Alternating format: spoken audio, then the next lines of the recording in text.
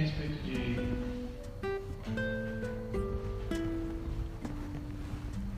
da eternidade, algo que deveria ser o nosso alvo. O tema de hoje é em razão da eternidade.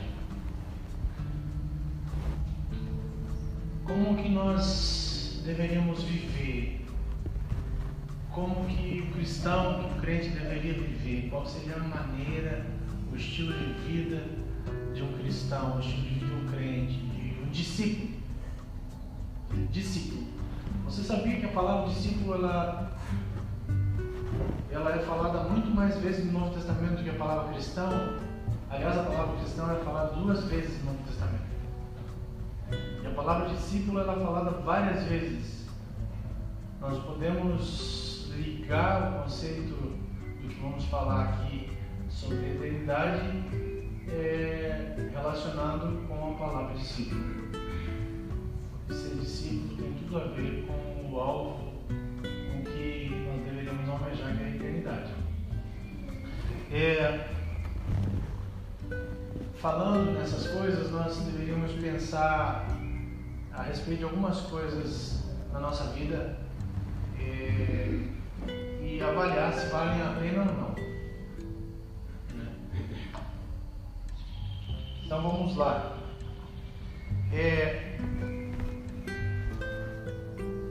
Como nós deveríamos viver? Como nós deveríamos nos comportar? Né? Como teria que ser o nosso estilo de vida? Entendendo que somos discípulos e temos um mestre, e o nosso mestre tem que ser lembrado sempre.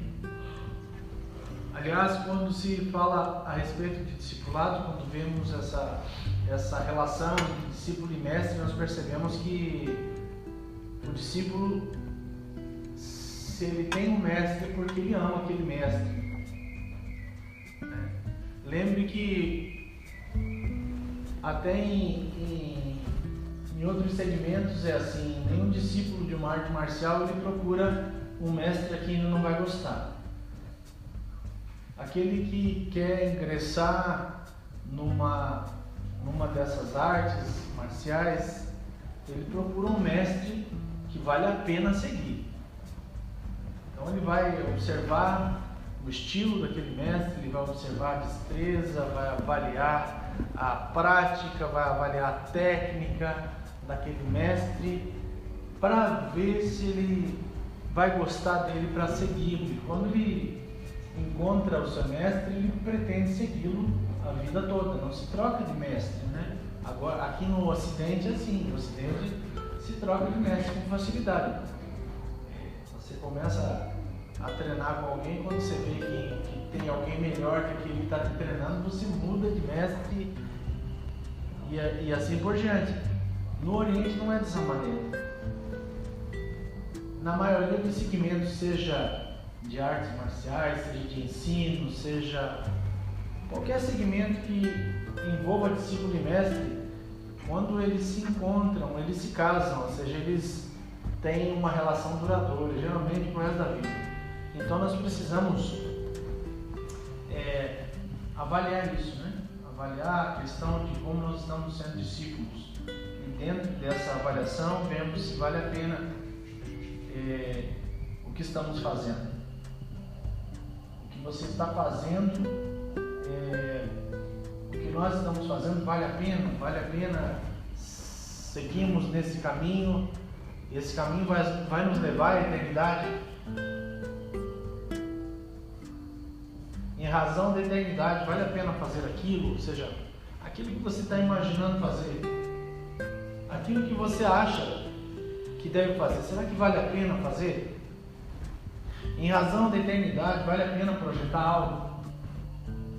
Vale a pena projetar algo? Vale a pena fazer projetos? Vale a pena? Em razão da eternidade, vale a pena comprar alguma coisa? Consumir? Vale a pena consumir? Em razão da eternidade, nós deveríamos andar não pensando mais em nós mesmos, mas pensando no nosso semelhante, no nosso próximo. Afinal, Jesus, ele nos orienta a amar o nosso próximo como ele nos amou. Ele não está falando de amar a nossa esposa, não está falando de amar nossos filhos. Quando nós olhamos para Mateus no ensino, no Sermão da Montanha, nós vemos Jesus falando para orarmos pelos nossos inimigos, amar aqueles que nos perseguem. Se nós entendêssemos a questão da eternidade, nós mudaríamos nosso conceito com relação ao que é ser um discípulo, ao que é ser um cristão. Qual é o conceito que você tem de cristão? O que foi gerado em você, o que foi criado em você com relação a ser cristão? Porque é complicado nós andarmos de uma maneira que não condiz com ser um discípulo de Cristo. Muitos de nós às vezes achamos que estamos sendo discípulos, mas não estamos sendo, não somos discípulos. Por quê? Porque ser discípulo, em razão da eternidade, implica em negar-se a si mesmo. Você se nega-se a si mesmo. Porque enquanto nós estamos pensando só em nós mesmos, nós não estamos negando, não estamos respondendo ao chamado de Cristo. Quando Cristo fala assim, ninguém que não nega-se a si mesmo e toma a sua cruz e me segue, é digno de estar no reino, no meu reino. Então, negar-se a si mesmo, o que significa assim? Se não passar a deixar de pensar em mim e começar a pensar no meu próximo. Ser cristão significa isso. Talvez você pense assim, poxa, mas que difícil, desculpe, mas você entrou nesse barco e esse barco ele funciona dessa maneira. Quando Jesus dá a sua vida, ele não dá a vida dele por ele mesmo.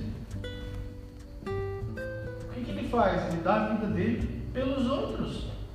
E por pessoas que na carnalidade de Jesus ele não conhecia. E ele deu a vida dele pelos outros, ele deu a vida dele por nós, para que nós fôssemos alcançados. Então a gente percebe que seguir a ele demanda renúncia, seguir a Cristo demanda negação, seguir a Cristo demanda sofrimento.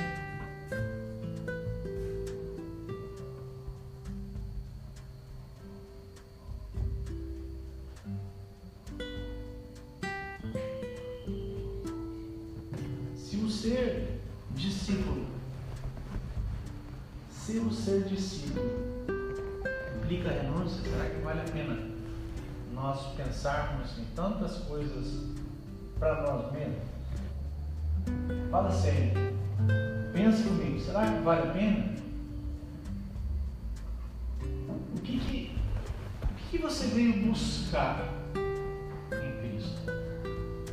Talvez você tenha vindo com uma motivação errada e no meio da caminhada para frente você entendeu o alvo, o objetivo do Evangelho, o propósito do Evangelho, o porquê de Cristo na tua vida. Então, seguindo essa linha de raciocínio, você consegue responder por que você veio para Jesus? Agora, já com a tua mente renovada, com um raciocínio mais limpo do que quando você chegou, será que você consegue responder por que você veio até Cristo? Ou você ainda pergunta para Cristo por que eu vim até ti? Ou você ainda pergunta para Cristo por que eu estou aqui?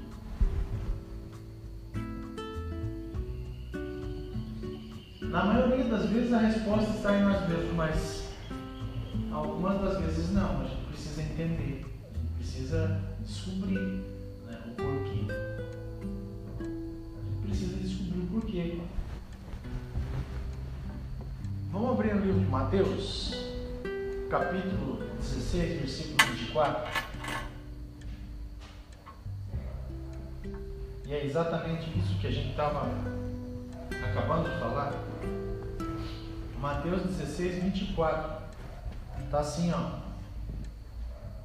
Então Jesus disse aos seus discípulos: se alguém quiser me seguir ou me acompanhar, negue-se a si mesmo, tome a sua cruz e siga-me. Essa foi a ideia que Jesus quis passar. E talvez a gente pergunte para as Escrituras, por que Cristo quis dizer com isso? Como assim, negue-se a si mesmo? Como assim, tome sua cruz e me siga? Ele estava falando para os seus discípulos assim: se você quer me seguir, você tem que parar de pensar em si próprio. Você tem que começar a pensar no teu próximo, no teu semelhante. É assim que funciona o reino de Deus. Quando nós conhecemos a Cristo e em nós brota uma vontade de que outras pessoas conheçam, a gente já está começando a deixar de pensar em nós mesmos. Começando, é um começo, não quer dizer que você parou de pensar em si mesmo, não quer dizer ainda que você negou a si próprio, não quer dizer, porque podem existir pessoas lá fora que não são cristãs e que têm um desejo imenso de que outras pessoas vão para Jesus. A gente vê o desespero de mães que têm filhos metidos em droga, em tantas coisas, que desejam que seus filhos vão para a igreja, porque sabem que a igreja vai consertar a sua vida, mas nunca pisaram numa igreja. E pode haver sinceridade no coração dessas mães.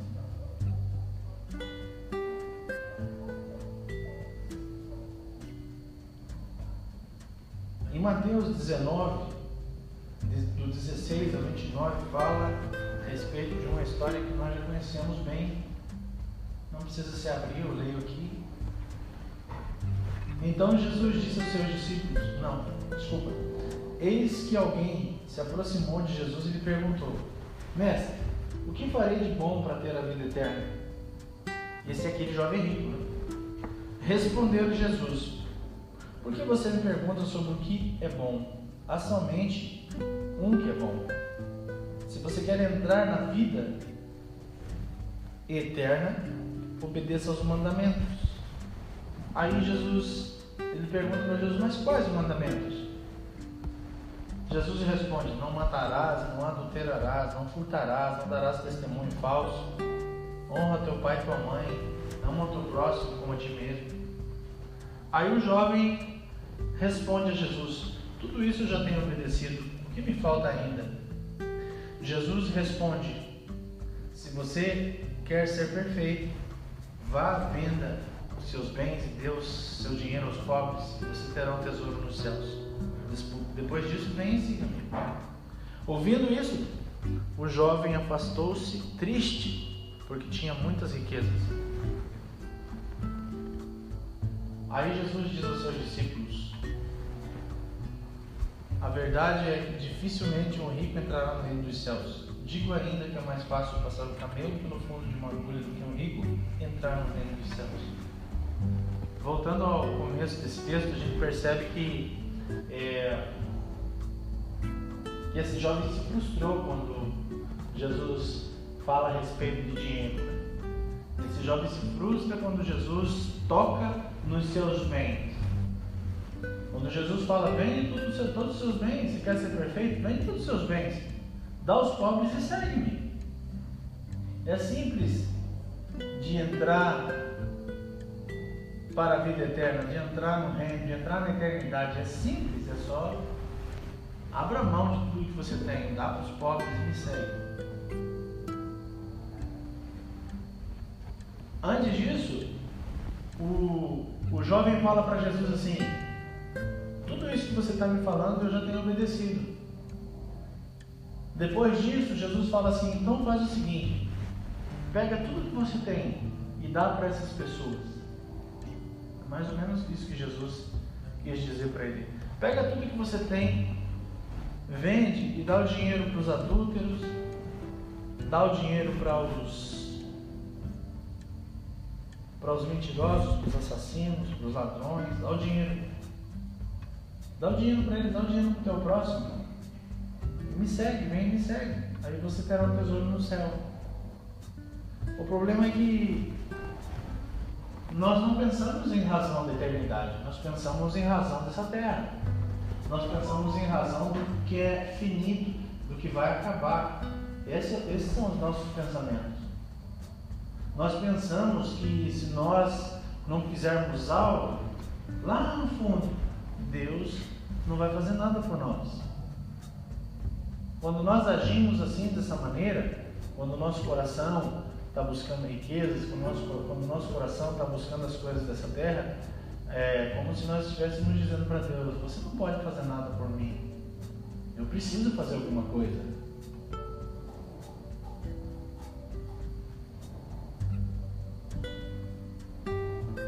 Ao ouvirem isso, no versículo 25, os discípulos ficaram perplexos e perguntaram: nesse caso, quem pode ser salvo? Jesus olhou para eles e respondeu: para o homem é impossível, mas para Deus todas as coisas são possíveis. Então Pedro lhe respondeu: nós deixamos tudo para te seguir, o que será de nós? Jesus diz para ele: digo a você de verdade, por ocasião da regeneração de todas as coisas, quando o Filho do Homem se assentar no trono glorioso, vocês que me seguiram também se assentarão em 12 tronos para julgar as 12 tribos de Israel. E todos os que tiverem deixado casa, irmãos, irmãs, pais, mães, filhos ou campos por minha causa, receberão 100 vezes mais e herdarão a vida eterna. Então você entende o que é viver? Nós precisamos viver em razão da eternidade. Nós estamos vivendo em razão dessa terra. Nós estamos vivendo em razão do futuro. A palavra ensina que o futuro não pertence a nós, pertence a Deus, e nós queremos esse futuro para nós. Nós buscamos ter um futuro, mas nós nem sabemos o que vai ser de nós no dia de amanhã. Nós nem sabemos. Tem pessoas que acordam pela manhã, saem e nunca mais voltam. Tem pessoas que nem saem e nunca mais voltam. Então nós não sabemos como é o dia de amanhã, o que vai ser, se vai chover, se não vai, para onde vamos. Nós não temos, não dá para ter essa certeza. O que nós precisamos ter é a certeza da eternidade, de viver em razão dela. É em razão da eternidade que nós precisamos viver. O problema é que nós continuamos vivendo em razão de nós mesmos. Quando nós vivemos em razão dessa terra, nós estamos vivendo em razão de nós mesmos, buscando os nossos próprios interesses, buscando as nossas vontades, satisfazer o nosso eu, o nosso ego.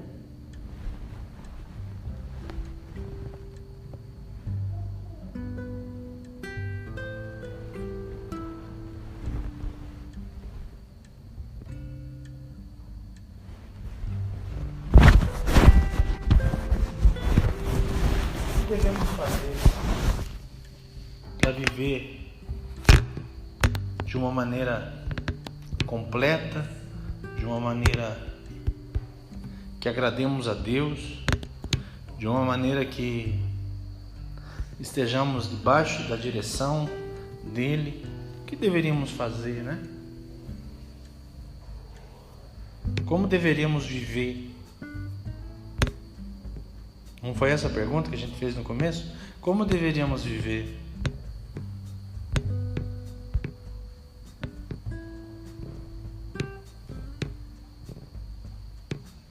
O que estamos buscando? Será que diríamos que é em razão da eternidade?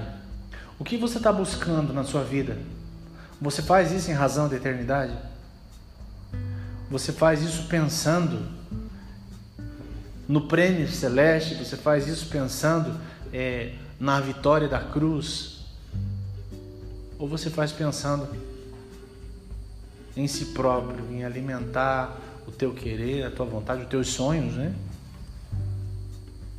1 Timóteo 6, do 3 ao 21, fala assim, ó: se alguém ensina falsas doutrinas e não concorda com a sã doutrina de nosso Senhor Jesus Cristo, é e com o ensino que é segundo a piedade, é orgulhoso e nada entende. Esse tal mostra interesse doentio por controvérsias e contendas acerca de palavras que resultam em inveja, brigas, difamação e suspeitas malignas, e atritos constantes entre aqueles que têm a mente corrompida e que são privados da verdade, os quais pensam que a piedade é fonte de lucro. Agora o 6. De fato, a piedade com contentamento é grande fonte de lucro, pois nada trouxemos para esse mundo e dele nada podemos levar. Por isso, tendo o que comer e o que vestir-nos, estejamos com isso satisfeitos. Os que querem ficar ricos caem em tentação e em armadilhas e em muitos desejos descontrolados e nocivos, que levam os homens a mergulharem na ruína e na destruição. Pois o amor ao dinheiro é a razão de todos os males. Algumas pessoas, por cobiçarem o dinheiro, desviam-se da fé e se atormentam com muitos sofrimentos. Paulo, escrevendo a Timóteo, ele exorta a Timóteo. Depois, mais para frente, nós vamos perceber que Paulo diz para Timóteo assim: não faça assim, não busque essas coisas. Não convém que um cristão busque essas coisas. Mas como assim? Não convém que um cristão busque ser rico? É pecado buscar ser rico? Depende. A Bíblia não nos ensina a buscar as riquezas, até ela, ao contrário, ela fala para não buscarmos as riquezas.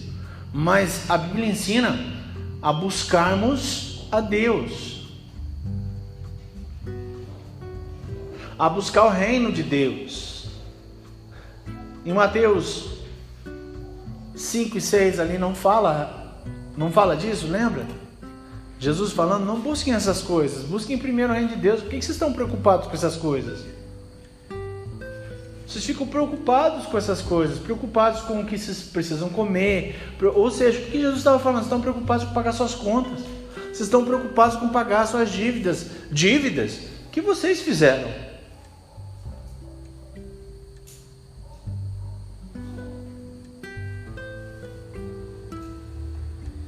Interessante isso, né?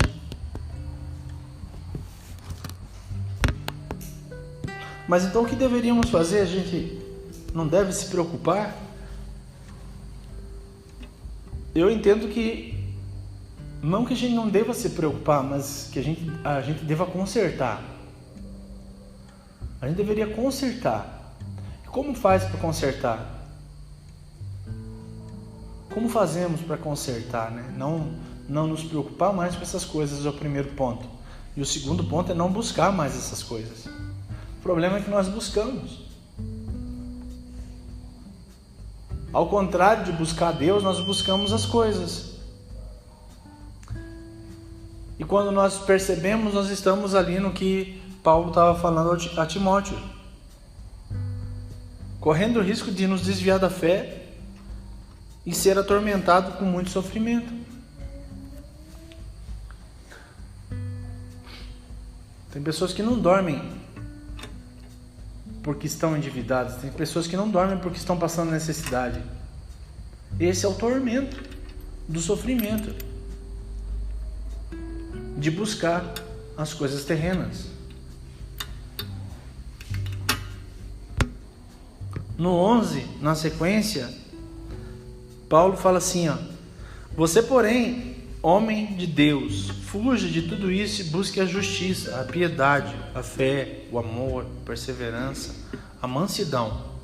Combata o bom combate da fé, tome posse da vida eterna, para a qual você foi chamado e fez boa confissão na presença de muitas testemunhas. Veja o currículo de Timóteo. Diante de Deus, que a tudo da vida, e de Cristo Jesus, que diante de Pôncio Pilatos fez a confissão boa, eu recomendo: guarde esse mandamento imaculado e irrepreensível até a manifestação de nosso Senhor Jesus Cristo, o qual Deus fará se cumprir no devido tempo. Pulando para o 17, está escrito assim, ordene aos que são ricos no presente mundo que não sejam arrogantes, nem ponham sua esperança na incerteza da riqueza, mas em Deus, que de tudo nos provê ricamente para nossa satisfação. Ordene-lhes que pratiquem o bem, sejam ricos em boas obras, generosos, prontos a repartir. Dessa forma, eles acumularão um tesouro para si mesmos, um firme fundamento para a era que há de vir. Assim alcançarão a vida eterna. É muito provável que algumas pessoas que Timóteo discipulava eram ricos. Eles já eram ricos. Eles não buscaram ser ricos. Eles se converteram ricos. Paulo diz para ele falar para os ricos, dá tudo? Não. É um outro caso, né? Um outro tipo de discipulado para essas pessoas. Ele falou assim, fala para eles para não serem arrogantes, para serem piedosos, para não colocarem a esperança deles na incerteza da riqueza, porque a riqueza é uma incerteza. A riqueza é um estado. Você pode estar rico e em qualquer momento você pode não estar mais. Muitas pessoas na queda da bolsa, na década de 1920, se eu não me engano, 1929, se jogaram dos prédios porque perderam tudo que tinha, todas as riquezas que tinham milhões de dólares, e a bolsa quebrou, a bolsa de valores, naquela década, e muitos se atiraram dos prédios, tomaram veneno, se mataram, deram um tiro na cabeça, em razão da riqueza.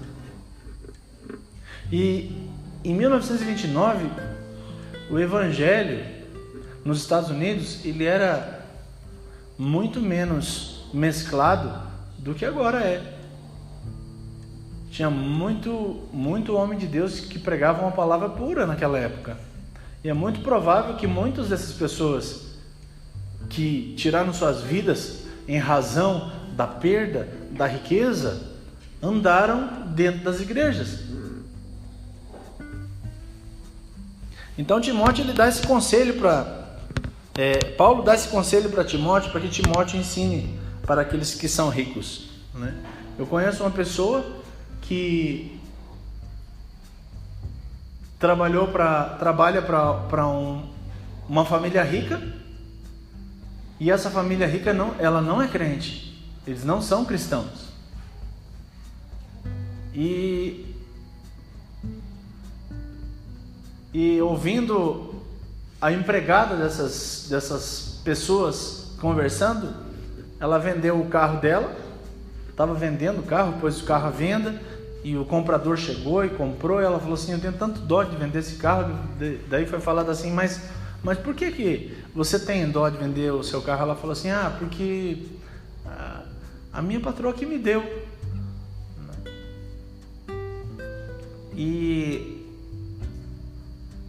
uma outra situação com essa mesma família rica é que tinha um objeto lá que estava lá parado, e alguém se interessou por ele e falou assim, você vende esse objeto para mim, né? Eu estou vendo que está ali, naquele lugar ali, não está sendo usado e está se perdendo no tempo, você vende? A pessoa falou assim, olhou séria para o outro e falou assim, leva para você, pode pegar e leva para você. Uma coisa que tinha um certo valor.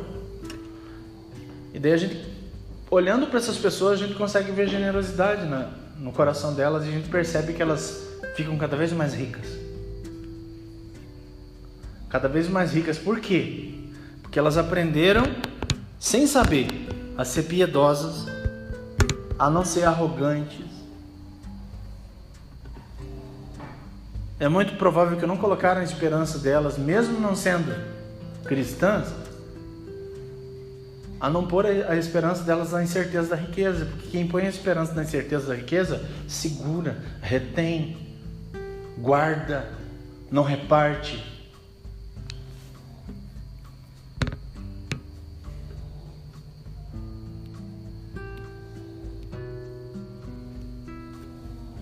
Então, analisando essa cadeia hereditária, a gente percebe que nós estamos um pouco aquém de um discípulo de Cristo. A gente percebe que precisa mudar muito. A gente percebe que o nosso ego ainda é inflado. A gente percebe que a gente ainda alimenta e quer continuar alimentando o eu e não o nós. Lembra de outro dia que a gente estava falando que o reino é nós, que no Pai nosso, que é nosso, o reino é vosso, não é seu e nem meu, que implica no plural e não no singular. E que é esse reino que a gente precisa viver, é em prol dessa eternidade, em razão dela que nós precisamos viver. E se nós não vivemos de acordo com o que a cartilha está ditando, nós não vamos chegar até ela, nós não vamos alcançar a eternidade se nós não vivemos em razão dela. Se você só vai alcançar a eternidade se você viver em razão da eternidade, senão você não vai alcançar.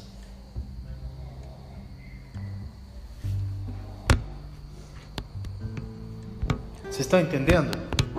Amém?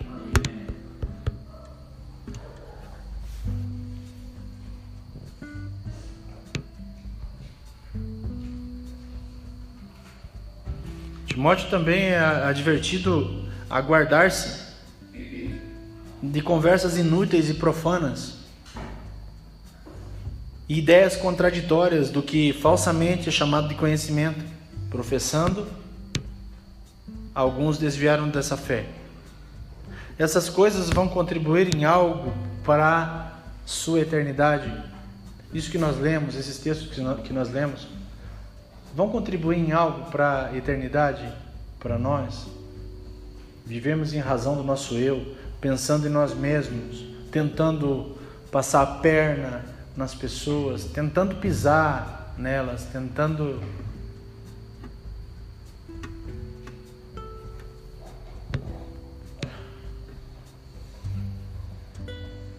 ficar de uma maneira tosca e plausível. É plausível considerar a posse de bens um incentivo legítimo ao trabalho árduo.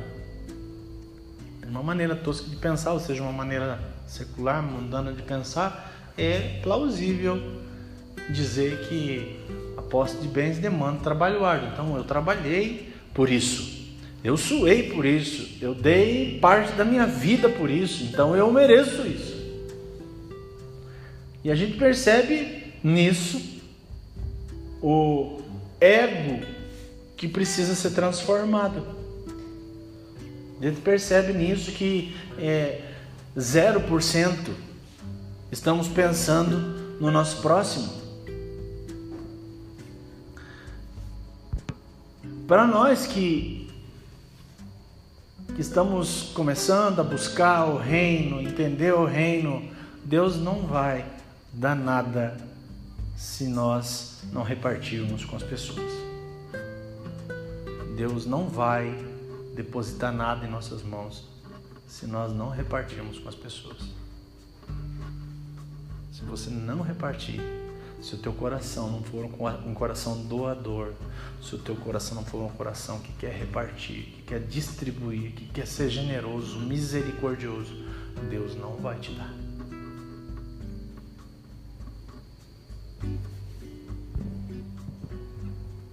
Em Lucas 12:15 está escrito assim, ó: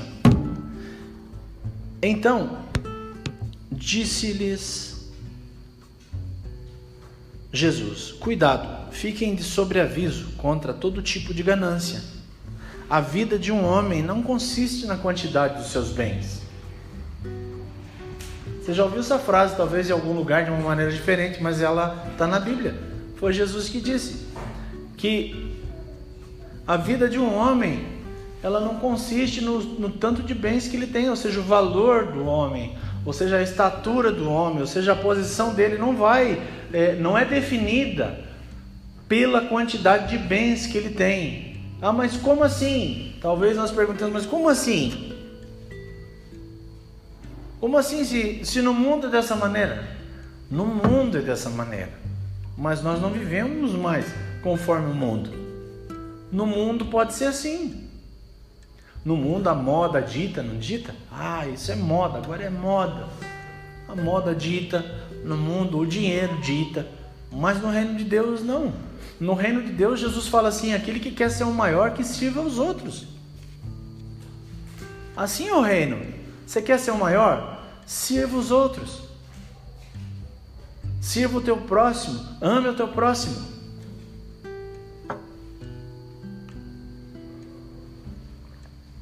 O problema nosso é que a gente quer ver o outro servindo.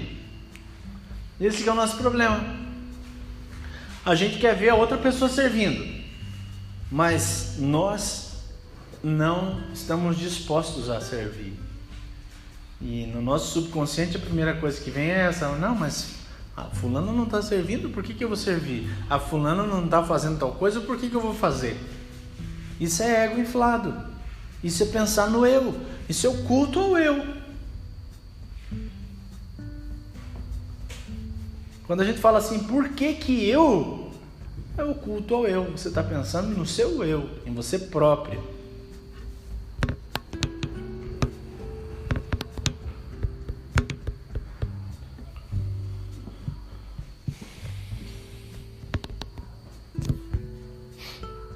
Em Mateus 6,24 está escrito assim: ninguém pode servir a dois senhores, pois odiará um e amará o outro, ou se dedicará a um e desprezará o outro.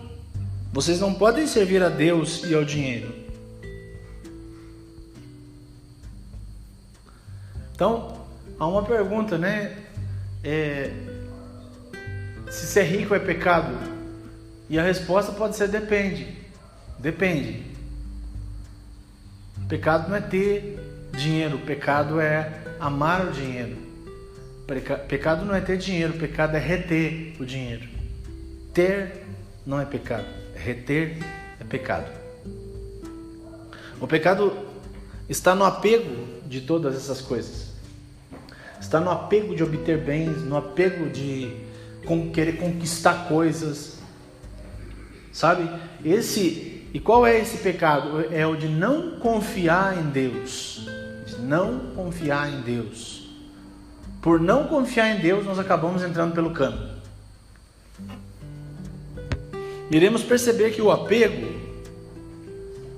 ou seja, o amor a essas coisas, ou seja, os bens, quando o desejo de adquiri-lo se torna dominante, que não medimos esforços para conquistá-los, ainda que isso custe a exploração de outras pessoas. Ainda que custe a exploração de outras pessoas, aí é pecado. E essas outras pessoas geralmente são os nossos próximos, né? São os nossos amados irmãos. Às vezes não, às vezes são outras pessoas. Às vezes exploramos outras pessoas. Isso se torna o que a Bíblia fala em 1 João 2,15, a cobiça dos olhos, né? Ele fala de três coisas em João. 1 João 2,15 fala de três coisas. Uma delas é a cobiça da carne, a outra é a cobiça dos olhos e a outra é deixa eu ler aqui para lembrar. A ostentação dos bens. Então, não amem o mundo, está escrito em 1 João, nem o que nele há. Se alguém ama o mundo, o amor do Pai não está nele. Pois tudo que há no mundo é a cobiça da carne, a cobiça dos olhos e a ostentação dos bens. Não provém do Pai, mas do mundo. O mundo e a sua cobiça passam, mas aquele que faz a vontade de Deus permanece para sempre. Então, você entendeu? Tudo que está no mundo passa. Vai passar. Tudo. Mas aquele que permanece nele, aquele que permanece no Senhor, aquele que faz a vontade dele, na verdade, permanecerá para sempre. Então você faz a vontade de Deus? Você faz a vontade de Deus? Nós precisamos ter uma mudança radical, tomar uma atitude e ter uma mudança radical na nossa vida. Parece que nós estamos esperando alguma coisa que não vai acontecer. Porque essa coisa que nós estamos esperando é uma atitude que tem que vir de nós mesmos. Uma atitude de mudança, uma virada radical. 2 Coríntios 5,17 fala que aquele que está em Cristo, nova criatura é. As coisas velhas se passaram e tudo se fez novo. Então aquele que está em Cristo é o quê? Nova criatura. A nova criatura não anda mais segundo a velha criatura. Não anda mais em nada. Não deve andar em nada. Nós precisamos mudar. Nós não podemos andar mais segundo a velha criatura. As coisas velhas se passaram e tudo se fez novo. Então as coisas velhas que você praticava, elas precisam se passar. E tudo precisa se fazer novo. Senão não houve regeneração. Senão não houve conversão.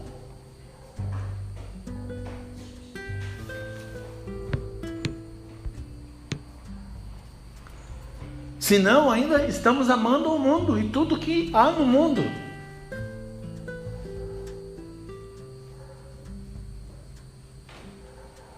Em tudo isso nós precisamos refletir.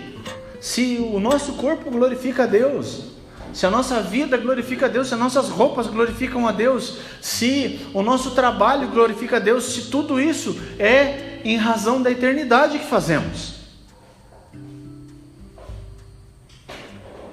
Porque se não é, nós precisamos mudar. Precisa ser em razão da eternidade.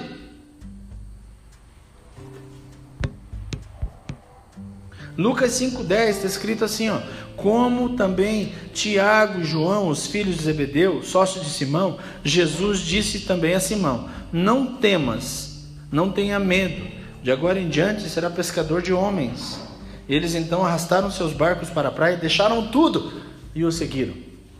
O que os discípulos fizeram quando Jesus fala para eles que eles não iam ser mais pescadores de peixe, seriam pescadores de homem? O que os discípulos fizeram?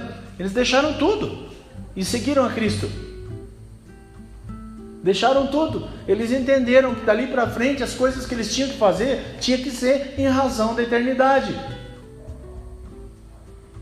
Eles abandonam tudo para fazer as coisas em razão do alvo, que é a eternidade. Buscar a eternidade, buscar ser salvo, ser eterno.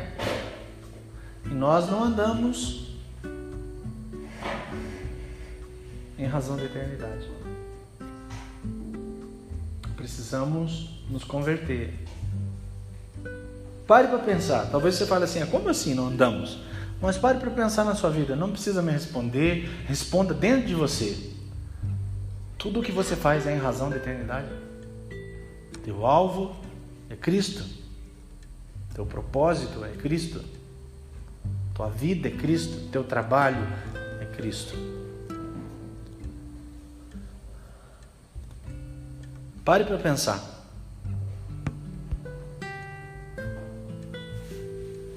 Em razão da eternidade, nós precisamos deixar tudo e seguir a Cristo. Deixar tudo. Deixa tudo para trás. Estamos carregando as malas da vida velha, sabe? Estamos carregando as malas da vida velha, está tudo guardado.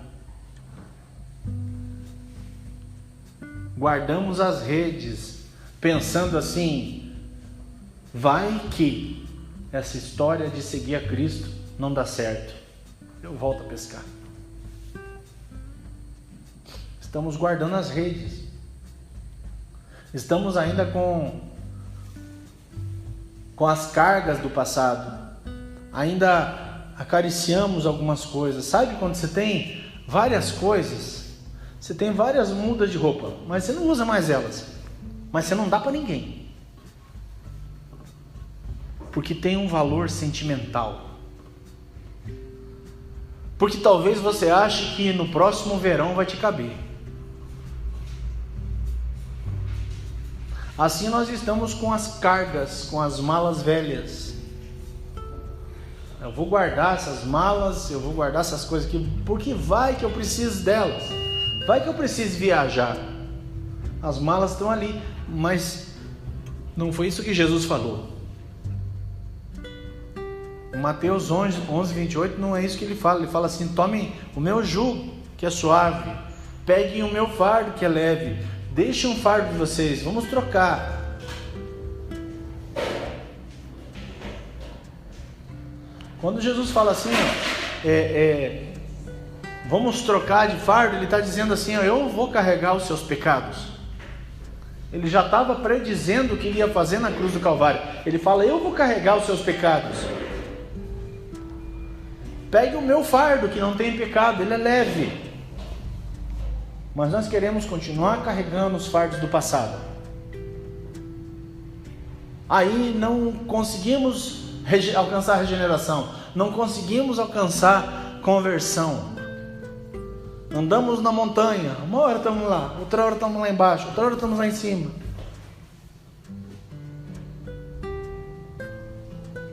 Aí como que nós vamos viver uma vida buscando o nosso alvo, que é a eternidade? Como que nós vamos viver? Se as nossas atitudes não dizem respeito a isso, as nossas atitudes ainda são a busca das coisas desse mundo.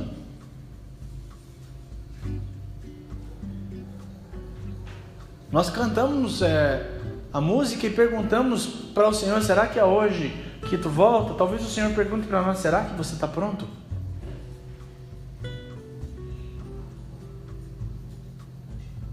Porque tem um peso nessa pergunta, não tem um peso? Será que é hoje que tu volta? Mas será que nós estamos prontos para hoje?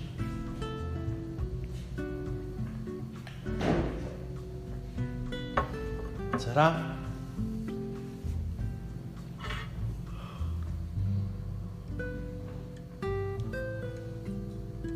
Nossa vida precisa ser em razão da eternidade. Nós precisamos